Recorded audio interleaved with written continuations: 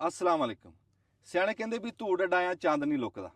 पिछले साल तुहानूं चेते होना भी जदों साडी कणक किसी ने खरीदी नहीं, साडी छमाई दी फसल रुल गई, असीं धाहां मारियां, असीं कूकां मारियां ते सानूं इह करके जवाब मिलिया, कहंदे भी निगरान वज़ीर आज़म ने बाहरों कणक खरीद ली ते कणक वाधू हो गई भी तां नहीं तुहाडी खरीदी।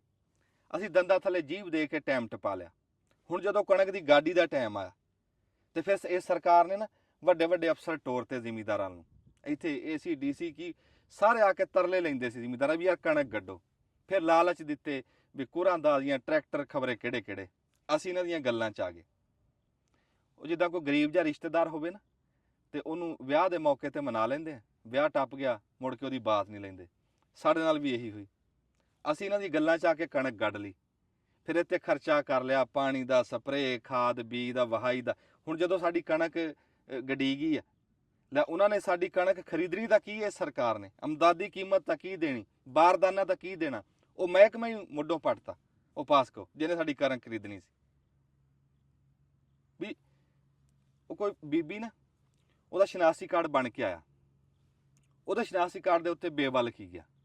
ਉਹਨੇ ਆਪਣੇ ਬੰਦੇ ਨੂੰ ਨਾਲ ਲਿਆ ਤੇ ਉਹ ਦਫ਼ਤਰੇ ਚਲੀ ਗਈ। ਜਾ ਕੇ ਉੱਥੇ ਲੜ ਪਈ ਅਫਸਰ ਨਾਲ, ਕਹਿੰਦੀ ਵੀ ਆ ਬੰਦਾ ਮੇਰਾ ਚੰਗਾ ਭਲਾ ਨਾਲ ਆ, ਤੁਸੀਂ ਉੱਤੇ ਬੇਵਾ ਲਿਖਤਾ, ਇਹ ਮੈਨੂੰ ਹੁਣੇ ਠੀਕ ਕਰਕੇ ਦਿਓ।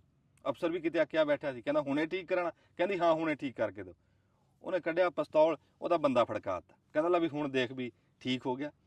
ਸਾਡੇ ਨਾਲ ਵੀ ਉਹ ਕਰੀ ਆ ਵੀ ਇੰਨੇ ਆਸਾਂ ਉਮੀਦਾਂ ਛਮਾਈ ਦੀ ਫਸਲ ਗਡਾ ਕੇ ਤੇ ਉਹ ਕਹਿੰਦੇ ਜੀ ਕਿ IMF ਨਹੀਂ ਮੰਨਦਾ। ਮੈਂ ਪੁੱਛਦਾ ਵੀ IMF ਦਾ ਲੈਣ ਦੇਣ ਤੁਹਾਡੇ ਨਾਲ, ਸਾਨੂੰ ਵਿੱਚ ਕਾਹਨੂੰ ਰਗੜੀ ਜਾਂਦੇ, ਉਹਦੇ ਨਾਲ ਝੜਾ ਤੁਹਾਡਾ।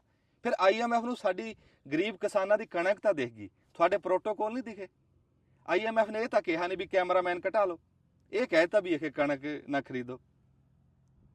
ਕੈਸੀ ਯਾਰ ਬੇਸ਼ਰਮੀ ਫੜੀ ਇਹਨਾਂ ਨੇ ਵੀ ਪਿਛਲੇ ਸਾਲ ਵੀ ਇਹੀ ਡਰਾਮਾ ਕੀਤਾ ਤੇ ਐਤਕੀ ਵੀ ਇਹੀ ਡਰਾਮਾ। ਸਾਡੀ ਕੋਈ ਫਸਲ ਵੀ ਆ ਜਾ ਕੇ ਇੱਕ ਫਸਲ ਲੈਂਦੀ ਸੀ ਸਰਕਾਰ ਕਣਕ ਦੀ, ਲੈ ਉਹ ਤੋਂ ਵੀ ਹੁਣ ਜਵਾਬ। ਫਿਰ ਇੱਥੇ ਮੈਂ ਨਾਲ ਲੱਗਦੀ ਨਾ ਕਿਸਾਨਾਂ ਨੂੰ ਵੀ ਇੱਕ ਗੱਲ ਕਰ ਦਵਾਂ ਵੀ ਤੁਸੀਂ ਵੀ ਕਿਸੇ ਮਗਾਲਤੇ 'ਚ ਨਾ ਰਹੋ, ਕਿਸੇ ਭੁੱਲ 'ਚ ਨਾ ਰਹੋ ਵੀ ਇਹ 3 ਪਾਣੀਆਂ 'ਚ ਕਣਕ ਨਹੀਂ ਐਤਕੀ ਪਲਣੀ। ਜਿਹੜੀ ਆ ਮੌਸਮੀ ਤਬਦੀਲੀ ਆ ਨਾ, ਜਿਹਨੂੰ ਸਾਡੇ ਸਮਝਦੇ ਹੀ ਕੁਛ ਨਹੀਂ ਮੁਲਕ ਦੇ ਵਿੱਚ, ਇਹ ਬਹੁਤ ਖਤਰਨਾਕ ਆ। ਸਿਆਲਾ ਸਾਨੂੰ ਐਤਕੀ ਬਾਈਪਾਸ ਕਰਕੇ ਟੱਪ ਗਿਆ ਤੇ ਉਹ ਜਿਹੜਾ ਦਸੰਬਰ 'ਚ 72 ਰਹਿੰਦਾ ਉਹ 72 ਵੀ ਕੋਈ ਨਹੀਂ। ਤੇ ਇਹ ਆਪਣੇ 4 ਜਾਂ 5 ਪਾਣੀ ਪੂਰੇ ਕਰਿਓ, ਨਹੀਂ ਤੇ ਟਾਈਮ ਤੋਂ ਪਹਿਲਾਂ ਨਿਸਰ ਜਾਣੀ ਹੈ ਤੇ ਇਹ ਫਿਰ ਖੇ ਖਰਾਬ ਆ, ਦਾਣਾ ਕੋਈ ਨਹੀਂ ਪੈਣਾ। ਫਿਰ ਉਹੀ ਕਮਲਿਆਂ ਤਰ੍ਹਾਂ ਬੈਠੇ ਦੇਖੋਗੇ। ਉਹ ਕਮਲਿਆਂ ਤੋਂ ਮੈਨੂੰ ਗੱਲ ਯਾਦ ਹੈ ਵੀ ਜਿੱਦਾਂ ਕੋਈ ਜ਼ਿਮੀਂਦਾਰ ਸੀ ਤੇ ਉਹਨੇ ਕਣਕ ਗਾਈ ਨਾ, ਗਾਹ ਕੇ ਉਹ ਧੜ ਬਣਾਈ ਤੂੜੀ ਦੀ ਤੇ ਹਜੇ ਲਿਪੀ ਨਹੀਂ ਸੀ ਤੇ ਨੇਰ ਚੱਲ ਪਿਆ, ਉਹਦੀ ਸਾਰੀ ਧਾੜੀ ਉੱਡ ਗਈ।